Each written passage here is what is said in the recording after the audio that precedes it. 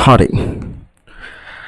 ළමයි අපි යනවා 2023 O level භාග ගානත් එක්ක යනවා. මේ ගානේ මෙහෙම දෙයක් කියලා දෙන චුට්ටක් වෙනස් જાතිය ගානක්. ඔයාට මේ භාග ගාන කරගන්න නම් ප්‍රතිලෝම සමානුපාතය කියන්නේ මිනිස් දින ගැන චුට්ටක් දැනුම තියෙනවා, සම්පූර්ණ පාඩම ගැන දැනුම තියෙන්න ඕනි. ඒක බැරි නම් මේ ගාන කරන්න යන්න බෑ. මම ඒකේ ප්‍රතිලෝම සමානුපාත පාඩමට අදාළ වීඩියෝ ලින්ක් එක යටින් දාලා තියෙනවා. සම්පූර්ණ පාඩම ඉවර කරලා තිනවා අපි. එතකොට අපේ ඔන්ලයින් ක්ලාස් එක ඉවර කරලා තිනවා. මම ඒකේ වීඩියෝ ලින්ක් එක යටින් දාලා තියන්නම්. හරි. ඔයා එතකොට ඒක බලලා මේකට එන්න මුකුත්ම තේරෙන්නේ නැත්නම් ප්‍රතිලෝම සමානුපාත මේ භාග ගාන කරන්න බෑ 2023 ගාන. හරි. එහෙනම් මම එනවා පළවෙනි ගානට මෙහෙම එකක් කියන්නේ. හරි. මිනිසුන් කණ්ඩායමක් සහභාගීත්වයෙන් අධියර තුනකදී තාපයක් බැඳීමට සැලසුම් කර ඇත කියලා කියනවා. අවස්ථා තුනකදී තමා තාපය බඳින්නේ. ඊපස්සේ කියනවා මෙහෙම කියනවා පළමු අධියරේදී මිනිස්සු 10 දෙනෙක් එකතු වී දින 4ක් වැඩ කළ පසු හරි මොකද්ද කියන්නේ මෙන්න මිනිස් දින ගානක් මිනිසුන් ගුණ කිරීම දින ගාන මම දන්නවා මිනිස් දින කියලා මුලින්ම මේක දාගත්තා. හරි පළමු අධීරයේදී මිනිස්සු 10 දෙනෙක් දින 4ක් වැඩ කරලා තමා හරි එන 10 වරක් 4 මට එනවා 40යි කියලා මේ 40යි කියලා කියන්නේ මිනිස් දින 40ක් කියලා එනවා. හරි මිනිස් දින 40ක වැඩ ප්‍රමාණයක්. හරි අපිට කියන්න බෑනේ තාපයේ ප්‍රමාණය අපිට කියන්න බෑ කිලෝග්‍රෑම් 40යි කිලෝග්‍රෑම් 20යි එහෙම කියන්න බෑ. මේකේ වැඩ ප්‍රමාණය මට කියන්න පුළුවන් වෙන්නේ මිනිස් දින වලින්. හරි 10 දිනක් දින 4ක් වැඩ කරපසු තාපයේ මුළු දිගින් 7න් 4ක් තමයි ඉවර කරගන්න පුළුවන් උනේ. ඒ කියන්නේ පළමු අධීරයේදී මේගොල්ලන්ට ඔක්කොම ඉවර කරගන්න බැරි වෙලා. හරි 7න් 4ක කොටසක් තමයි ඉවර කරගන්න පුළුවන් වෙලා තියෙන්නේ. ඒ කියන්නේ ඒක මිනිස් දින වලින් කිව්වොත් මිනිස් දින 40ක ප්‍රමාණයක් තමයි ඉවර කරගන්න පුළුවන් වෙලා තියෙන්නේ. ඊට පස්සේ මෙහෙම එකක් කියනවා. හරි 7න් 4ක් නිම කළා කියලා කියනවා. තාපයේ බැඳීමේදී පළමු අධීරයේදී යටතේ කරන ලද වැඩ ප්‍රමාණය මිනිස් දින කීයද කියලා අහනවා. ඒ කියන්නේ පළමු අධීරයේදී කරන ලද වැඩ ප්‍රමාණය අහන්නේ අපි මෙන්න හොයාගත්ත මෙතන. මිනිසුන් ගාන ගුණ කිරීම දින ගාන මිදි කියලා මට එනවා. මිනිසුන් ගාන මන් දාගත්ත 10යි කියලා දින ගාන 4යි ළමයි 10 වරක් 4 40යි මට එනවා මිනිස් දින 40ක වැඩ ප්‍රමාණයක් තමා මේගොල්ලෝ පළමු අධීරයේදී ඉවර කරලා තියෙන්නේ. දැන් මෙහෙම එකක් කියනවා දෙවෙනි ගානේ මේක හොඳටම තේරෙනවා. හරි ආයි පාරක් කියන්න. මිනිස්සු 10 දිනකට දින 4ක් ගිහිල්ලා තිනවා සම්පූර්ණ වැඩ ඉවර කරන්නත් නෙමෙයි තාප්පේ මුළු වැඩ ප්‍රමාණයෙන් 7න් 4ක කොටසක් ඉවර කරන්න පළවෙනි ස්ටෙප් එකේදී මේගොල්ලෝ මේ කොටස ඉවර කරලා මගෙන් අහන්නේ පළවෙනි අධීරයේදී ඉවර කරලා තියෙන වැඩ ප්‍රමාණය මිනිස් දින කොච්චරද කියලා. එහෙනම් මිනිසුන් ගාන ගුණ කිරීම දින ගාන මිදි කියලා දාගත්ත මිනිස්සු ගාන 10යි දින ගාන 4යි 10 වරක් 4 මට එනවා 40යි. ඒ කියන්නේ මිනිස් දින 40ක වැඩ ප්‍රමාණයක් තමයි පළවෙනි අධීරයේ නිම කරලා තියෙන්නේ කියලා මට ආන්සර් කියනවා. එහෙනම් මිනිස් දින 40යි කියලා. දෙවෙනි එකේ මෙහෙම කියනවා තාපයේ ඉතිරි වී ඇති දිගෙන් 3න් එකක් දෙවන අධීරයේ නිම කර ලැබුවේ නම්. හරි ඉතිරි වෙලා තියෙන එකේ මම හොයනවා දෙවන අධීරය ඉස්සලා ලියා ගන්නවා දෙවන අධීරය කියලා. මේ දෙවන අධීරයේ කරලා තියෙන්නේ ඉතිරි වෙලා තියෙන වැඩ ප්‍රමාණයෙන් 3න් එකක් විතරයි. පැහැදිලිද? ඉතිරි වෙලා තියෙන සේරම කරලත් නැහැ දෙවන අධීරේ. මොකෝ අවස්ථා 3කදී මේගොල්ලෝ කරලා තියෙන්නේ. හරි ඉතිරි වෙලා තියෙන වැඩ ප්‍රමාණයෙන් 3න් එකක් තමයි ඉවර කරලා තියෙන්නේ. ළමයි 7න් 4ක්ම පළවෙනි පාර ඉවර කළා නම් හරි තව ඉතිරි වෙන්නේ 7න් 3ක් කියනකොට ඔයාලට තේරෙනවද? හරි චොකලට් එකකින් කෑලි 7කට බෙදලා 4ක් කෑවනම් ඔයාට තේරෙනවා 7න් 3ක් තමයි ඉතිරි වෙලා තියෙන මේ ඉතිරි ප්‍රමාණය මම දා ගන්නවා 7න් 3යි. මෙන්න මේ 7න් 3න් හරි ඉතිරි වෙලා තියෙන්නේ 7න් 3යි. ළමයි මේ 7න් 3න් එකක් තමයි දෙවන අධීරයේදී මේගොල්ලෝ නිම කරන්නේ. 3ට 3 කැපිලා යනවා 1යි 1යි 1 වරක් 1 1යි 4ක් 1 7ක් කියලා එනවා. ඒ කියන්නේ දෙවන අධීරයේදී නිම කරලා තියෙන ප්‍රමාණය මුළු ප්‍රමාණයේ භාගයක් ලෙස දැක්වුවොත් මට එනවා 7න් 1යි කියලා. පැහැදිලිද? දෙවන අධීරයේදී නිම කරලා තියෙන ප්‍රමාණය මුළු ප්‍රමාණයෙන් දැක්වුවොත් මට එනවා 7න් 1යි කියලා. මගෙන් අහන්න මෙහෙම එකක්. හරි මගෙන් අහනවා එම ප්‍රමාණය තාපය දිගින් කොපමණ භාගයක් තියලා උත්තර එනවා 7න් 1යි කියලා. තුන්වෙනි ගානට යනවා. තුන්වෙනි ගේ කියන්නේ මෙහෙම දෙයක්. හරි තුන්වෙනි ප්‍රශ්නෙට යනවා අපි.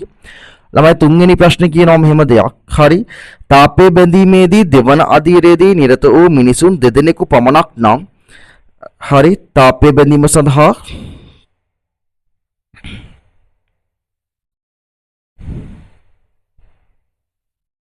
හරි තුන්වෙනි ප්‍රශ්නේ මෙහෙම දෙයක් කියන්නේ තාපයේ බැඳීම සඳහා දෙවන අධීරයේදී නිරත වූ මිනිසුන් දෙදෙනෙක් පමණක් නම් ඔවුන් දෙදෙනාට දින කීයක් ගත වේද කියලා අහනවා. මං ඉස්සෙල්ලා ලියා ගන්නවා මිනිසුන් ගාන කතාවක් ආව සූත්‍රය ලියා ගන්න මේ ගුණ කිරීම දී සමානයි මිදි.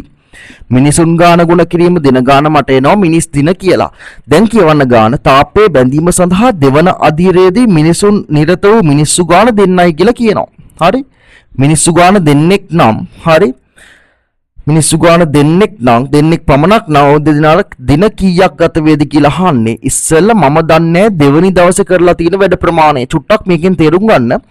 ගාන කියලා තියෙනවා මුලින්ම පළමු අධීරයේදී නිම කරන්නේ මුළු ප්‍රමාණයෙන් 7න් 4ක් කියලා. මිනිස් දින 7න් 4ක වැඩ ප්‍රමාණයක් තමයි ඉවර කරන්නේ. හරි? ගානේ මුල්ම ගානේ කියලා තියෙනවා. අපි හොයාගත්තා මුළු ප්‍රමාණයෙන් 7න් 4ක් තමයි පළවෙනි දවසේ ඉවර කරන්නේ. ඔන්න භාගයක් ලෙස නම් 7න් 4යි. ඒක මිනිස් දින කොච්චරක්ද කියලා අපි හොයාගත්තා කීයක් කියලාද? මිනිස් දින 40යි කියලා මම මිදි කියලා දාගන්නවා. හරි?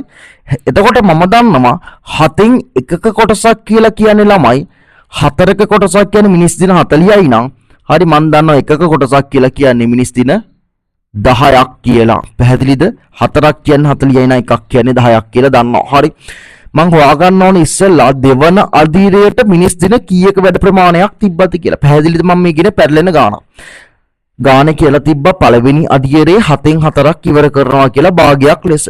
අපි ඒක හොයාගත්ත මිනිස් දින කොච්චරක්ද කියලා මිනිස් දින 40ක් කියලා ආවා. එහෙනම් මම ලියාගත්තා 7න් 4ක් කියලා කියන්නේ මිනිස් දින 40යි කියලා පැත්තකින් ලියාගත්තා. එතකොට 7න් 4ක් කියන්නේ 40 න 7න් එකක් කියන්නේ මිනිස් දින 10යි කියලා දන්නවා. හරි? මගෙන් අහන්නේ දෙවන අධීර සඳහා ඉන්දිය මිනිස්සු දෙන්නයිලෝ දින මිනිස්සු දෙන්නට කොච්චර කාලයක් ගියාද කියලා අහන. ඊට කලින් අපි වැඩ ප්‍රමාණය හොයාගන්න ඉපේ. හරි මං හොයාගත්ත දෙවන අධීර සඳහා කරන ප්‍රමාණය භාගයක් ලෙස නම් 7න් 1යි. ළමයි 7න් 4ක් කරන්න 40යි නම් 7න් එකකට යන්නේ මිනිස් දින 10යි. නම් දෙවන අධීරයට යන්නේ මිනිස් දින 10ක වැඩක් තියෙන්නේ. හරි වැඩ ප්‍රමාණය මිනිස් දින 10යි. එහෙනම් මිනිස් දින ගාන හොයන්න මන් දෙපැත්තම දෙකෙන් බෙදෙනවා. මෙයාට මෙයා කැපිලා ගිල x සමානයි. මට එනවා 5යි. ඒ කියන්නේ දෙවන අධීරයේ මිනිසුන් දෙදෙනෙකුට යනවා දින 5ක කාලයක් ගත වෙනවා. පැහැදිලිද? ඉස්සල භාගයක් ලෙස දීලා තිබ්බ එක මම මේකේ වැඩ ප්‍රමාණය හොයාගන්න ඕනේ. නැත්නම් ඔයාට කරන්න බෑ. මිනිස් දින 10ක වැඩක් තියෙන දෙවෙනි පාර කරන්න. හරි එහෙනම් මෙතනින් 10 දැම්මා. මිනිස්සු දෙන්නෙක්ගෙන් වැඩ ඉවර කරන්න ඕනි කියලා තියෙනවා. එහෙනම් දවස් 5ක කාලයක් යනවා මේ සඳහා උත්තරේ එනවා දින 5යි කියලා. හරි 2023 ගාන එනවා උත්තරේ දින 5යි කියලා. හරි ඊළඟ එකේ මෙහෙම කියනවා තාපයේ බැඳීම සඳහා 3 වන දින තුලදී නිම කිරීම සඳහා මීටර 200ක දිගක් ඉතිරි වී ඇතිනම් තාපයේ මුළු දිග සොයන්න කියලා කියනවා. මෙහෙම එකක් කියන්නේ 4 වෙනි ගානේ තාපයේ බැඳීම සඳහා 3 වන අධීරයේදී හරි 4 වෙනි ගානේ කියන 3 වන අධීරයේදී මීටර 200ක ප්‍රමාණයක් ඉතිරි වෙලා තියෙනවා. 3 වන කියලා දාන්නම් මීටර 200ක් ඉතිරි වෙලා තියෙනවා කියලා කියනවා. මගෙන් අහනවා හරි තාපයේ මුළු දිග සොයන්න කියලා කියන්නේ. ඊට කලින් මම හොයාගන්නවා තාපයේ බැඳීමට මුළු ප්‍රමාණයෙන් කොච්චර භාගයක් ඉතිරි වෙලා තියෙනවද කියලා. දැන්ට බැඳලා තියෙනවා පළමු දිනේ හා දෙවන දිනේ බැඳලා තියෙනවා. මේ දෙක එකතු වෙනවා. පළවෙනි දවසේ බැඳපු ප්‍රමාණය කෙලින්ම දීලා තිබ්බ 7න් 4යි කියලා. ඒකට මම එකතු කරනවා ළමයි දෙවනි දවසේ බැඳලා තිබ්බ අපි හොයාගත්තා. දෙවනි දවසේ බැඳලා තිනවා 7න් 1 කොටසක් එනම් මේ දෙක එකතු කළා. මට එනවා මුළු ප්‍රමාණය 7න් 5ක කොටසක් දැනට බැඳලා තියෙනවා. එහෙනම් ඉතිරි වෙච්ච ප්‍රමාණයනේ තුන්වෙනි දවසේ බැඳේ. හරි ඉතිරි වෙච්ච ප්‍රමාණය කියන්නේ තුන්වෙනි දවසේ බැඳේ ඉතිරි වෙලා තියෙන ප්‍රමාණය. දවස් 3කදී මේක ඉවර කරනවා අධීර 3කදී. එහෙනම් චොකලට් එකකින් 7න් 5ක් කෑවනම් තව 7න් 2ක් ඉතිරි වෙනවා කියලා ඔයා දන්නවා. එහෙම හිතා ගන්න බැරි නම් ඔයාට පුළුවන් 7 බෙදීම 7න් අඩු කරන්න 5 බෙදීම 7ක්. ඒ කියන්නේ තව ඉතිරි වෙලා තියෙනවා 7න් 2ක කොටසක් ඉතිරි වෙලා තියෙනවා. අන්නේ ඉතිරි වෙච්ච දිග දීලා තියෙනවා මීටර 200යි කියලා. ළමයි 7න් 2ක් කියලා කියන්නේ මීටර 200ක් නම් හරි මගෙන් අහනවා තාපයේ මුළු දිග කීයද කියලා. හරි මුළු දිග කීයද කියලා අහන්නේ. 7න් 2ක් කියලා කියන්නේ මීටර 200ක් නම් 7න් 1ක් කියලා කියන්නේ ඔයා දන්නවා මීටර 100යි. දෙකක් කියන්නේ 200යි නම් එකක් කියන්නේ 100ක් කියලා දන්නවා. මට ඕනේ මුළු දිග හොයාගන්න. එහෙනම් එකක් නෙමෙයි 7න් 7ක් බලන්න ඕනේ. මම 100යි මීටර ගුණ කරනවා 7න් මට එනවා මීටර 700ක් දිගයි කියලා. මුළු දිග මට එනවා මීටර 700ක් දිගයි කියලා කාණුවක් තාපයද දීලා තිබ්බේ. හරි ඔය තාපයේ මුළු දිග එනවා මට මීටර 700යි කියලා. පැහැදිලිද?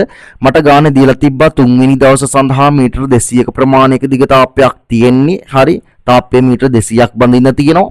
ඊට කලින් මම හොයාගන්නවා 3 වෙනි දවසේ බඳින්න තියෙන ප්‍රමාණය භාගයක් විදියට.